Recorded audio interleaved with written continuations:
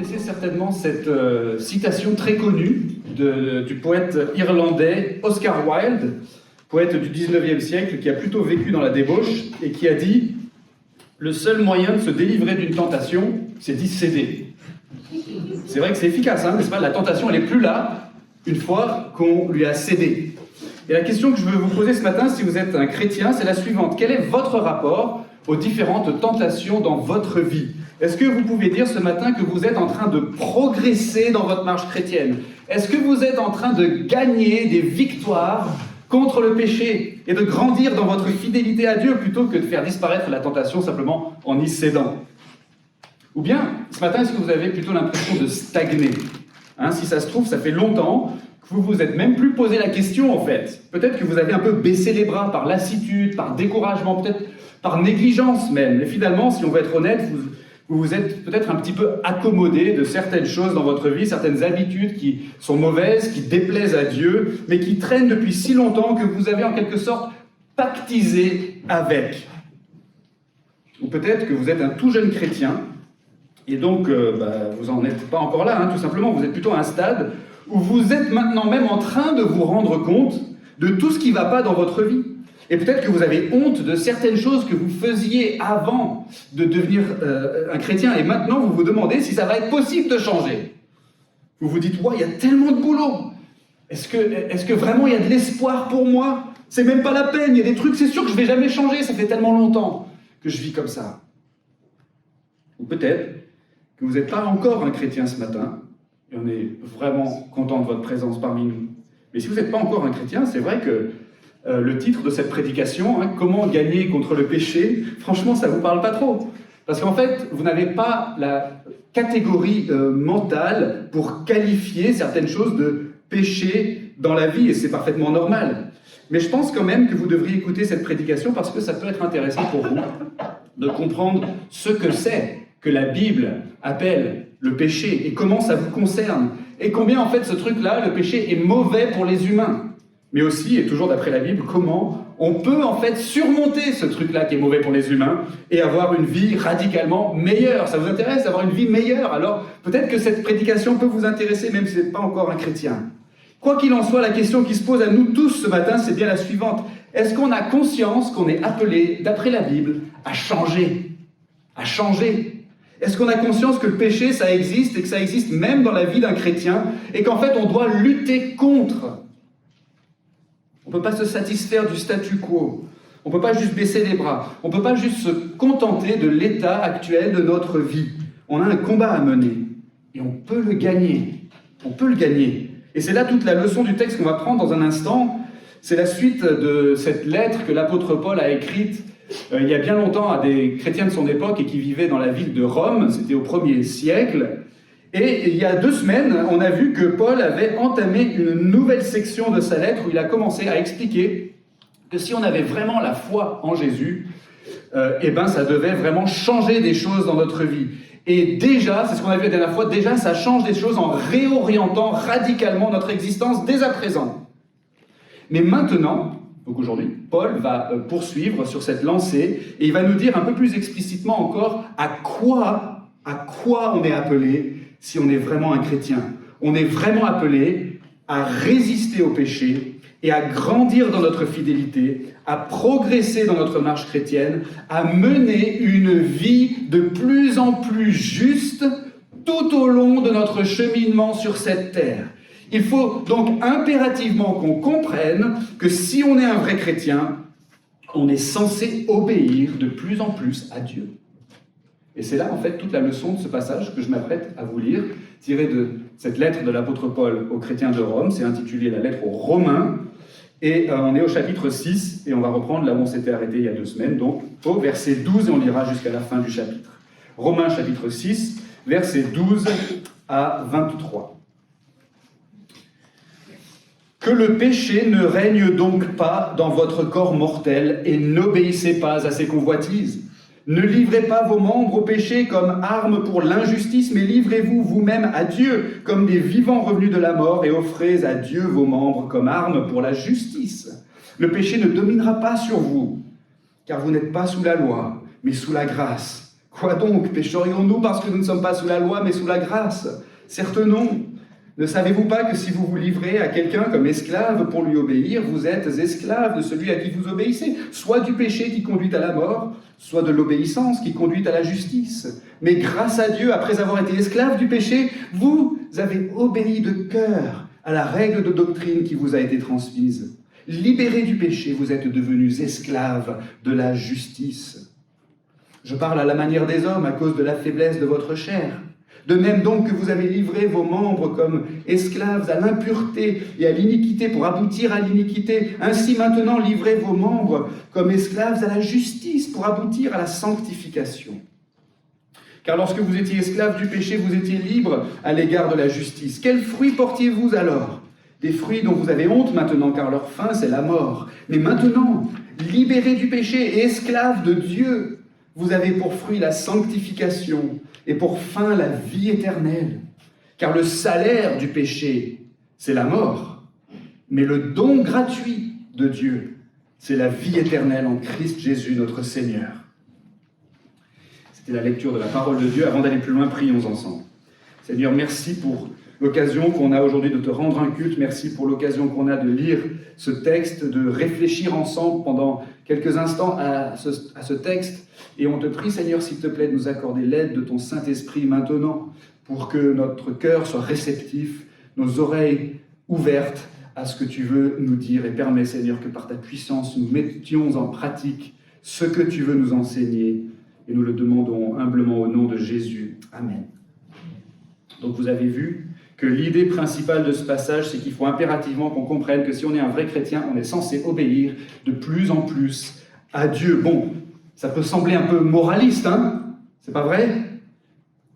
Mais regardons le passage un peu plus en détail, parce qu'en fait, Paul, il ne veut pas nous décourager, mais il veut nous encourager. Il ne veut pas nous accabler d'un poids, mais il veut nous relever et nous donner de la motivation dans notre lutte contre le péché. Et il va le faire en nous incitant à nous poser 3 questions successivement. D'abord, qui est ton maître? Ensuite, où est ton cœur? Et enfin, quelle est ta destinée? Alors pour commencer, la première chose que Paul veut nous faire comprendre au verset 12 et 13, c'est le début de notre passage, c'est que tout être humain est au service de quelqu'un ou de quelque chose, et qu'en fin de compte, il n'y a que 2 possibilités. Soit on sert le péché, soit on sert Dieu. D'où cette première question. Qui est ton maître? Au début de ce passage, donc Paul, il va droit au but, hein, vous avez vu. Il nous dit très clairement, hein, étant donné tout ce que je vous ai dit jusqu'ici, et il y a plusieurs chapitres qui précèdent, étant donné tout ce que je vous ai dit jusqu'ici, vous avez bien compris, chers amis, ce que ça voulait dire d'être un chrétien. Et donc, vous ne devez plus avoir le même rapport au péché qu'avant. Que le péché ne règne donc pas, dit-il, dans votre vie. N'obéissez pas à ses convoitises, ne vous livrez pas au péché, c'est-à-dire ne vous mettez pas au service du péché comme instrument d'injustice, dit-il, mais livrez-vous à Dieu à la place, comme instrument de justice. Il est clair, Paul, ici. Paul, il sous-entend, en fait, dans cet ordre qu'il donne, il sous-entend tout ce qu'il a déjà longuement expliqué dans sa lettre, à savoir que les humains, à l'état naturel, vivent en effet selon les convoitises de leur propre cœur qui est sans intelligence et enténébré. Un cœur qui a été plongé dans les ténèbres, a dit Paul au premier chapitre de sa lettre aux Romains. Autrement dit, à l'état naturel, nous les humains, quand on agit naturellement selon nos désirs et selon ce qui nous semble être les meilleurs choix. Mais le problème, c'est que tout notre être est détraqué, y compris notre intelligence et nos émotions et même notre perception du monde qui nous entoure. Donc nos choix sont, en fait, à l'état naturel, gouvernés. Nos choix sont gouvernés par des choses qui ne sont pas du tout fiables et en fait, qui sont même néfastes. On est des êtres déchus et dysfonctionnels et par conséquent, on est des êtres dangereux pour nous-mêmes et pour les autres. C'est ce que la Bible appelle notre état de pécheur, notre nature pécheresse. C'est quelque chose dont on a déjà parlé plusieurs fois dans cette série de prédications. Mais bien sûr, avant d'être un croyant, on ne s'en rend pas forcément compte de ça. On n'appelle pas forcément péché les choses qu'on fait en pensant bien faire, mais qui en réalité contreviennent à la volonté de Dieu qui nous a créés et qui en fin de compte non seulement nuisent à notre intérêt en tant que créature, mais en plus qui nous valent d'être visés par le jugement de Dieu. Et c'est logique, hein? Si on fait quelque chose, même sans le savoir, mais si on fait quelque chose qui offense la justice de Dieu, cette chose doit être un jour châtiée. Autrement, Dieu ne serait pas juste, et comme je vous l'ai souvent rappelé, si Dieu n'est pas juste, alors Dieu n'est pas Dieu. Vous comprenez, le péché, c'est tout ce qu'on fait, dit, pense, désire ou ressent qui n'est pas conforme à la justice de Dieu. Et ce genre de choses, on le fait tout le temps à l'état naturel, sans même s'en rendre compte. À l'état naturel, donc, on est, pour reprendre les termes de l'apôtre Paul, on est au service du péché. Mais quand on est croyant, dit l'apôtre Paul, on est censé être au service de quelqu'un d'autre, au service de Dieu. Et en fait, il n'y a pas d'autre alternative. C'est comme si, en tant qu'êtres humains, on avait un interrupteur général dans le dos et qu'il n'y avait que deux possibilités, deux positions possibles. D'un côté, c'est marqué au service du péché, et de l'autre côté, c'est marqué au service de Dieu. Et c'est cet interrupteur qui va orienter toute notre vie. À l'état naturel, notre interrupteur est sur la position service du péché. C'est le péché qui nous dirige, et on est des instruments d'injustice au service du péché. La seule autre position possible pour l'interrupteur, c'est au service de Dieu.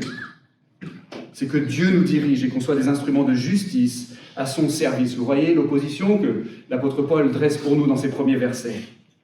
C'est comme une visseuse. Il n'y a que deux positions possibles pour une visseuse. Vous avez déjà utilisé une visseuse pour monter des meubles, par exemple? Soit ça tourne pour visser, soit ça tourne pour dévisser. Il n'y a pas d'autre option, il n'y a pas d'autre alternative. Quand on n'est pas croyant, on tourne pour dévisser, pour démonter, pour détruire. Mais quand on est croyant, on tourne pour visser, pour assembler, pour édifier. Il n'y a pas de troisième option. C'est l'un ou l'autre. Donc vous voyez que Paul, déjà, il veut qu'on comprenne qu'il n'y a pas de position intermédiaire. C'est pas comme une voiture où on peut mettre le levier de vitesse sur neutre. En tant qu'êtres humains, il y a toujours une vitesse d'enclencher. La question, c'est tu roules pour qui? Qui est ton maître? C'est déjà là que doit commencer notre réflexion ce matin. On doit commencer par mieux se connaître soi-même en tant qu'êtres humains. On doit comprendre ce que ça veut dire d'être un être humain qui vit dans un monde créé par Dieu. Un être humain qui a été créé par Dieu, mais qui est déchu. Un être humain qui est doté d'une raison et d'une volonté, mais dont les facultés ont été perverties au sens strict du terme, c'est-à-dire qui ont été corrompues de manière à se porter vers le mal. C'est aussi ce que dit notre confession de foi. Je cite, « Par sa chute dans l'état de péché, l'homme a perdu toute capacité de vouloir un quelconque bien spirituel en vue du salut. Aussi l'homme naturel, radicalement opposé au bien et mort dans le péché, est-il hors d'état, par ses propres forces, de se convertir ou de s'y préparer. » L'écrivain André Gide, prix Nobel de littérature en 1947, qui n'était pas du tout un chrétien, a lui-même constaté en quelque sorte cette même réalité quand il a dit, et je le cite, « L'homme est incapable de choix et il agit toujours cédant à la tentation la plus forte. » Si on ne roule pas pour Dieu, on roule pour le péché. C'est notre état naturel. Jean Calvin, le réformateur et le théologien, dit que le péché est comme un roi et que les convoitises sont comme les édits du roi ou les ordonnances du roi, par le moyen desquels ce roi, le péché, nous gouverne à l'état naturel. Et vous voyez ce que Paul nous dit ici. Il nous dit, si vous êtes chrétien, n'obéissez pas. N'obéissez pas à ces ordonnances. N'obéissez pas à ces édits du roi péché. Il faut à la place obéir à un autre maître, à Dieu bien sûr, qui nous a rachetés de cet esclavage au péché par le moyen de la mort et de la résurrection de Jésus. Mais est-ce que c'est facile d'obéir à Dieu plutôt qu'au péché? C'est ce qui nous amène au deuxième point. Et la deuxième chose que Paul veut nous faire comprendre dans ce passage, maintenant les versets 14 à 18, la deuxième chose, c'est que si on est chrétien, on ne doit pas du tout être intimidé par le péché. On peut même combattre le péché avec beaucoup d'assurance. Et donc, en fait, si on veut avoir cette assurance face au péché, il faut qu'on se demande tout simplement si on est un chrétien. Et la réponse se trouve à l'intérieur de nous. D'où la question, où est ton cœur? Où est ton cœur? Regardez ce que dit Paul. Tout de suite après avoir donné ce mot d'ordre aux chrétiens, n'obéissez pas aux convoitises du péché, mais à la place, mettez-vous au service de Dieu. Tout de suite après, il ajoute cette parole qu'on doit vraiment recevoir comme une puissante consolation et même un puissant encouragement. Il dit, le péché ne dominera pas sur vous, car vous n'êtes pas sous la loi, mais sous la grâce. Verset 14. C'est comme si Paul disait, n'ayez pas peur, vous pouvez y arriver, vous allez y arriver. Et pour quelle raison est-ce que les chrétiens à qui Paul s'adresse vont y arriver? Parce qu'ils sont plus esclaves du péché. Ils ont été libérés du péché et ils sont devenus esclaves de la justice. Remarquez en passant que Paul dit bien qu'il n'y a que deux possibilités. Soit on est esclave du péché, soit on est esclave de l'obéissance, hein, dans ces quelques versets, sous-entendu l'obéissance à Dieu. Mais là où je veux surtout en venir ici, c'est cette question. À partir de quoi est-ce qu'on peut dire qu'on a effectivement été libéré de l'esclavage du péché et qu'on est effectivement devenu esclave de la justice? Est-ce que c'est parce qu'on a arrêté de pécher du jour au lendemain et qu'on est devenu tout d'un coup des saints et qu'on ne fait plus rien de mal et qu'on est complètement, à 100%, parfaitement consacré à Dieu? Est-ce que c'est comme ça qu'on peut dire « ça y est, c'est bon, je suis libéré de l'esclavage du péché » Regardez plutôt ce que dit Paul au verset 17. Il dit « Après avoir été esclave du péché, vous avez obéi de cœur à la règle de doctrine qui vous a été transmise. Libéré du péché, vous êtes devenu esclave de la justice. » Versets 17 et 18. Paul, il nous renvoie à la manière dont on a accueilli la règle de doctrine, comme il dit, dans notre cœur. Vous avez obéi de cœur à la règle de doctrine. Il parle de la disposition de notre cœur vis-à-vis de la manière dont Dieu se fait connaître à nous par le moyen de sa parole, à savoir la Sainte Bible. Et Paul est en train de dire, la preuve que vous êtes des chrétiens, et donc que vous n'êtes plus esclaves du péché, c'est que votre cœur s'est tourné vers Dieu. Si votre cœur s'est tourné vers Dieu, si vous accueillez dans votre cœur la vérité de la Bible, si vous avez sincèrement envie de connaître Dieu, si vous aimez Dieu, et si vous êtes disposé à vous attacher à lui, si vous vous êtes ouvert à lui pour accueillir dans votre cœur tout ce qu'il veut vous dire et tout ce qu'il veut faire en vous, tout cela sur la base des Écritures saintes, alors on peut dire que vous êtes chrétien. Si vous avez obéi de cœur à la révélation de Dieu, littéralement en grec, si vous avez écouté attentivement à partir de votre cœur. On dirait peut-être aujourd'hui si vous avez pris à cœur la révélation de Dieu. On peut dire que vous avez changé de maître et qu'objectivement vous n'êtes plus sous la domination cruelle du péché qui exerce sa tyrannie sur vous par le moyen de la loi, mais vous êtes sous la domination bienfaisante de Dieu qui déploie ses bons soins envers vous par sa grâce. C'est merveilleux, parce que finalement, c'est si simple, n'est-ce pas, de changer de régime et d'être libéré de l'esclavage du péché. C'est pas du tout un parcours du combattant, c'est pas du tout une série d'épreuves à réussir, c'est pas une longue initiation, il n'y a pas d'exploit à accomplir, c'est pas un truc qui se gagne par nos efforts, il suffit que notre cœur se tourne vers Dieu. C'est la description la plus simple, la plus basique de la foi, que notre cœur se tourne vers Dieu. Pourquoi est-ce que c'est si simple en fait?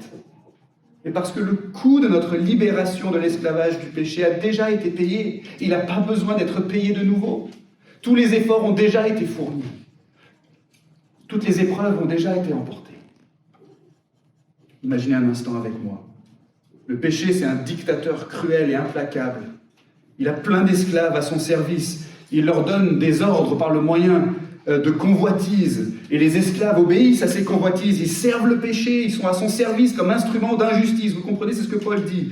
Et le péché tyrannise ces esclaves en utilisant la loi contre eux. Puisque la loi, et ici il s'agit de la loi de Dieu, la loi exige que ceux qui commettent le péché soient punis. Et c'est pour cette raison, dit Paul au verset 16, que le péché conduit à la mort. Parce que la mort, c'est le juste châtiment du péché.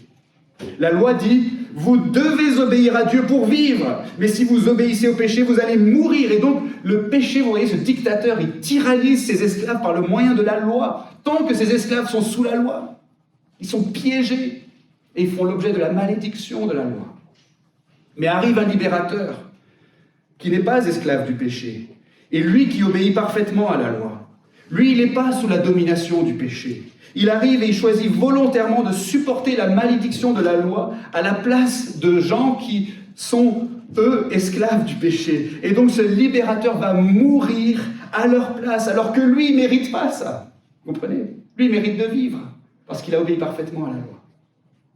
Mais en faisant ça, et en faisant ça volontairement, il désarme le péché, ce libérateur. Il désarme le péché, il sabote la tyrannie que ce dictateur exerçait dans la vie de ces gens, puisqu'il enlève au péché le levier de la loi que ce dictateur pouvait actionner pour leur faire du mal à ses esclaves. Et le libérateur, bien sûr, c'est Jésus-Christ. Et ces gens-là qu'il est venu délivrer, ce sont les croyants, ceux qui placent leur confiance en Jésus.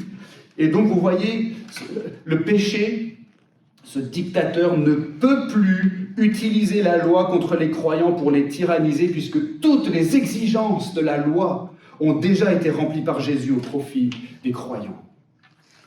Jésus a supporté jusqu'à la malédiction de la loi sur la croix où lui a agonisé pour délivrer les croyants. Et Jésus a fait ça par pure grâce, parce qu'il nous aimait. Comme on le chante souvent dans notre Église, je crois que c'est le chant qu'on chante le plus souvent dans notre Église, en tout cas d'après les statistiques de ces dernières années. Mais par quel amour extrême, de là-haut tu es venu. Tu t'es dépouillé toi-même pour secourir les perdus. Tu as montré ta puissance et nourri les affamés, puis supporté en silence le coup de leur liberté. Et c'est pour ça que Paul nous dit, pour nous encourager, ne soyez pas intimidés par le péché. Allez-y, résistez à ce dictateur, ne lui obéissez plus.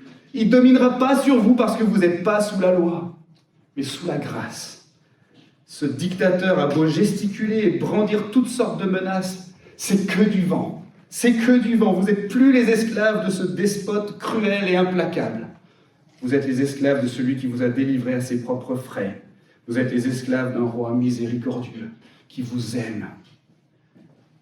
Et vous lui appartenez si votre cœur est attaché à lui. Est-ce que c'est le cas? Où est ton cœur? Où est ton cœur ce matin? Est-ce que ton cœur est ému par la grâce de Dieu? Est-ce que ton cœur est attiré par Jésus? Est-ce que tu reçois volontiers dans ton cœur la vérité de l'Évangile, cette bonne nouvelle qui concerne la personne et l'œuvre de Jésus qui est mort et ressuscité pour te délivrer? Comment tu accueilles ça dans ton cœur? Et est-ce que par conséquent tu as envie de le suivre et de lui obéir? Alors, si oui, bonne nouvelle. Je t'annonce que tu es libre de l'esclavage du péché, si ton cœur s'est ouvert à Dieu.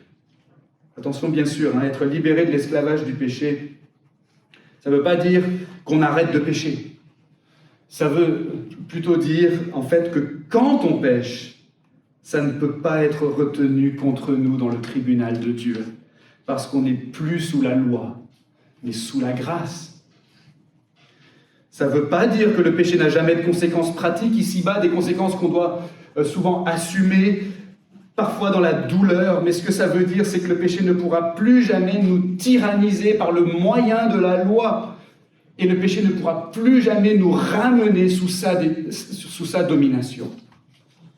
Et c'est ce qui nous amène au dernier point. La troisième et dernière chose que Paul veut nous faire comprendre dans ce passage, au verset 19 à 23 maintenant, c'est que si on est chrétien, Dieu a garanti notre destination finale.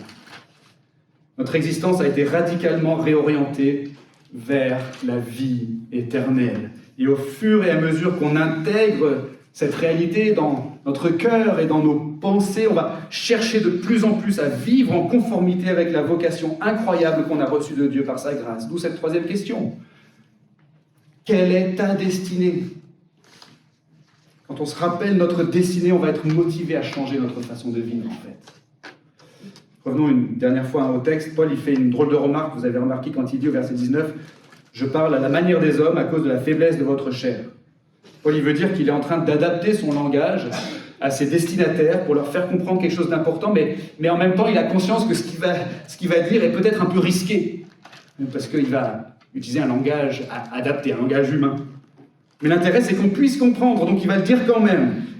Et en effet, Paul, qu'est-ce qu'il fait ensuite? Il va faire un parallèle qui est peut-être un peu trop simpliste, peut-être un peu risqué, mais qui est quand même utile. Il nous fait comprendre qu'avant qu'on devienne chrétien, et après qu'on est devenu chrétien, on est sur deux trajectoires qui se ressemblent à certains égards. Avant qu'on devienne chrétien, on était esclave du péché, et donc on était dans un sens libre à l'égard de la justice, c'est ce qu'il dit. Bien sûr, il veut dire que c'était une liberté ironique, puisque la justice n'exerçait pas de pouvoir sur nous. Chouette, on est libre, mais ça voulait dire que du coup, on ne pratiquait pas la justice. C'est libre au sens ironique.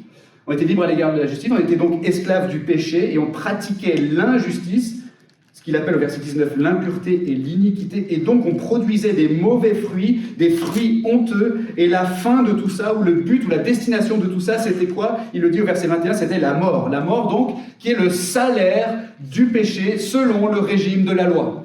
Ça c'est donc avant qu'on devienne chrétien.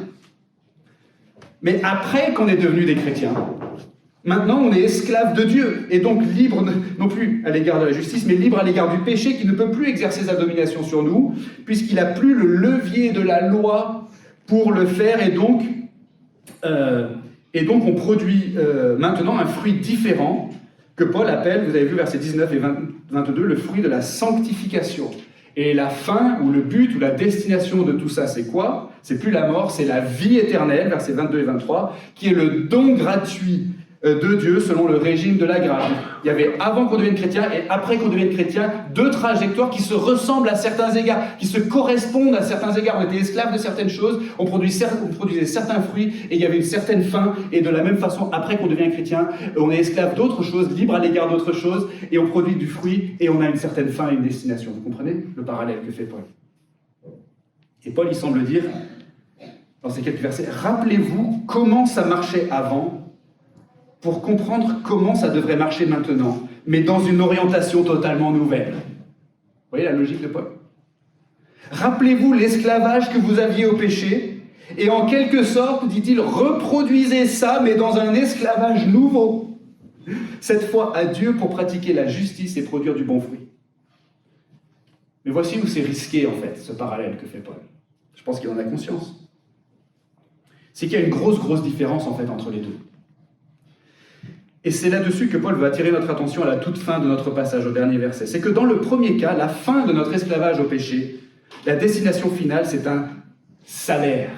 C'est un salaire, c'est-à-dire que c'est une récompense ou une rétribution parfaitement juste et méritée. Et ce salaire, c'est la mort. Et ça correspond, comme je l'ai dit, au régime de la loi, parce que le péché mérite la mort. En revanche, et de manière tout à fait différente, la fin ou la destination où le but de notre esclavage à Dieu, c'est pas un salaire. Vous avez vu? C'est un don gratuit. C'est-à-dire un cadeau totalement immérité, quelque chose qui procède seulement de la grande libéralité de Dieu et de son amour pour nous. Et c'est la vie éternelle.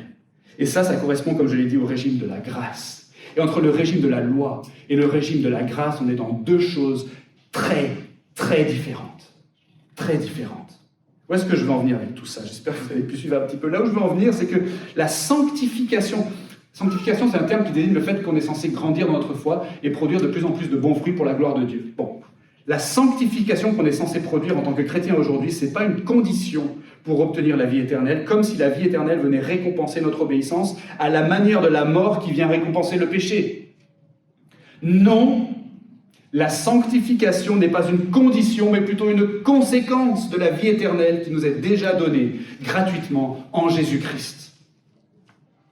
Dieu nous a saisis là où on était, dans notre état de perdition et d'esclavage au péché. Il nous a délivrés et il nous a fait déménager dans son royaume de miséricorde et de grâce sous un régime totalement différent. Et maintenant, on est sur une trajectoire totalement différente, sous ce régime différent, avec une destination différente, et on est appelé tout simplement à refléter cette réalité dans notre vie quotidienne. C'est ça, en fait, l'appel à la sanctification, ou l'appel à la sainteté, qui nous est adressé dans les pages de la Bible. Vous savez, avec Suzanne, on a vécu 10 ans dans une maison dans les monts du Lyonnais, et pendant 10 ans, on a beaucoup pris la voiture pour nos déplacements, et on a dû faire le trajet entre Lyon et notre maison sûrement des centaines de fois, peut-être même plus de 1000 fois. En 10 ans, je ne sais pas, hein, c'est tout à fait plausible. Et il y a 6 ans maintenant, on a déménagé, vous savez quoi? Encore aujourd'hui, quand je prends la voiture et que je me retrouve sur certaines routes ou sur certains ronds-points, eh ben, par automatisme, si je ne réfléchis pas, je prends le chemin de mon ancienne maison. Et c'est un peu pareil dans la vie chrétienne. On n'habite plus sous la domination du péché. On n'est plus destiné à la mort spirituelle. Et pourtant, on continue de prendre cette direction par automatisme. Mais ce qui est merveilleux, c'est que notre lieu de résidence ne se déplace pas en conséquence. Si on est croyant, rien ne pourra nous faire perdre notre place dans la maison du Père, une place que Jésus lui-même nous a réservée et qu'il est en ce moment même en train de nous préparer, d'après sa promesse. Qu'est-ce qu'on doit faire alors ? Eh bien, on doit se rappeler quelle est notre destinée. On doit se rappeler quelle est notre adresse. Comme quand je suis au volant de ma voiture, je dois me concentrer parfois pour me rappeler où est-ce que je vais en fait. Et c'est pas la fin du monde si je me trompe de tournant à un moment donné, et ça va arriver parfois.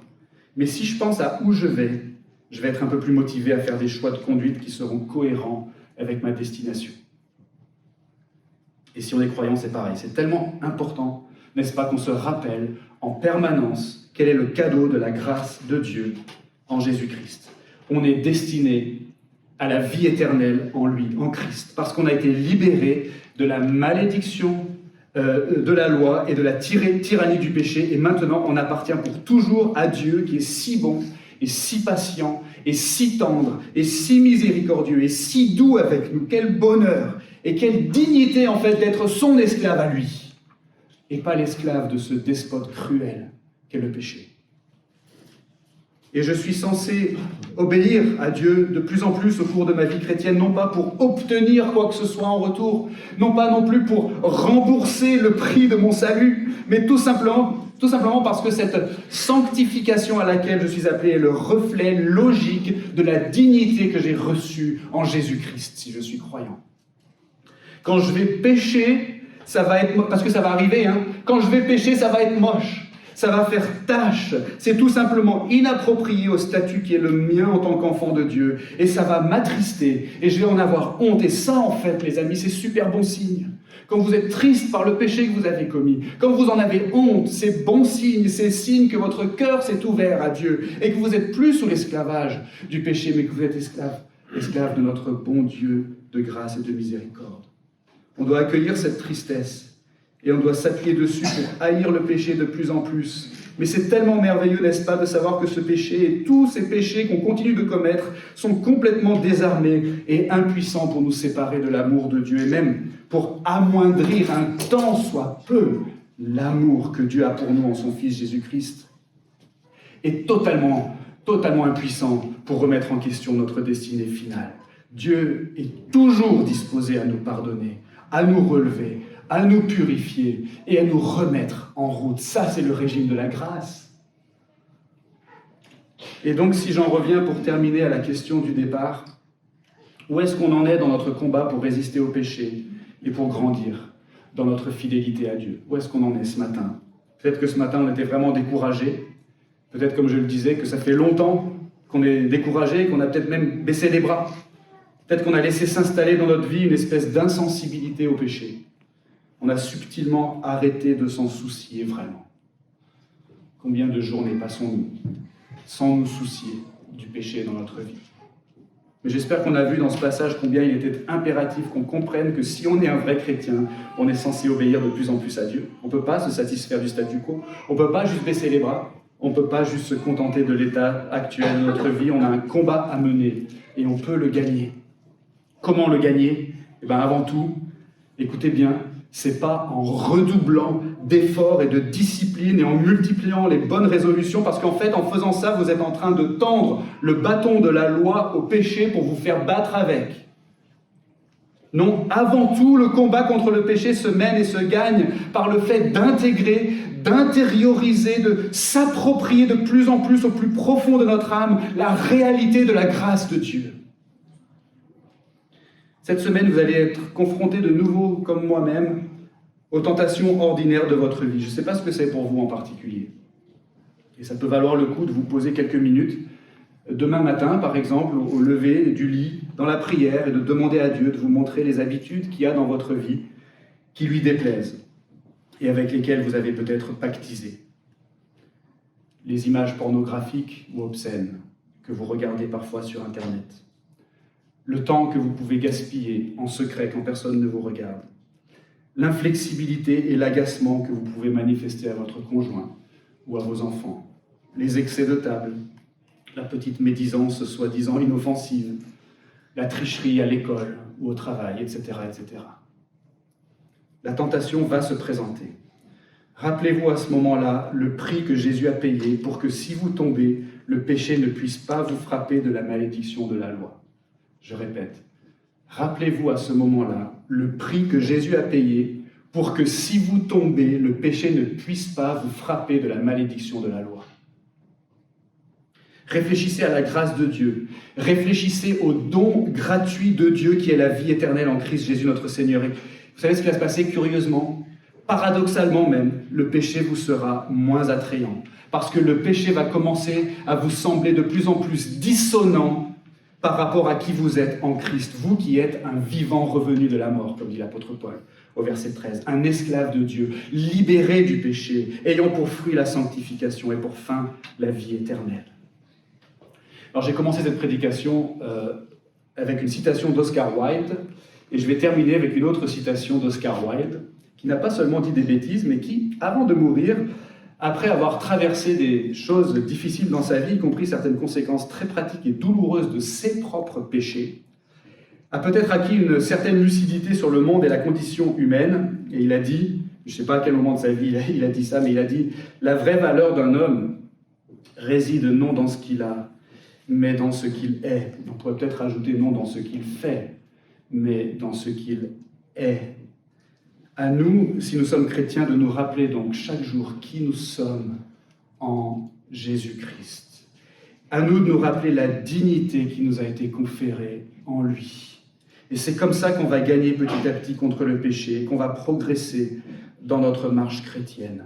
Levons donc la tête pour refixer nos yeux sur Jésus et remettons-nous en route par sa grâce. Amen. Prions. Seigneur, notre Dieu, merci de nous rappeler combien ta grâce surabonde là où le péché abonde. Seigneur, on veut confesser de nouveau notre paresse spirituelle, nos négligences, notre lassitude, notre insensibilité aux choses qui te déplaisent dans notre vie. Et oui, Seigneur, avec peut-être crainte, on veut te prier de nous aider à mieux voir ce qui doit changer dans notre vie. Mais surtout de nous aider ensuite à effectivement fixer les yeux sur Jésus et à nous imprégner de ta grâce pour qu'on ne retourne pas et jamais au régime de la loi qui nous tyrannisait, mais qu'on demeure avec confiance et gratitude sous le régime de la grâce, là où tu nous as placés pour toujours. Nous prions cela au nom de Jésus. Amen.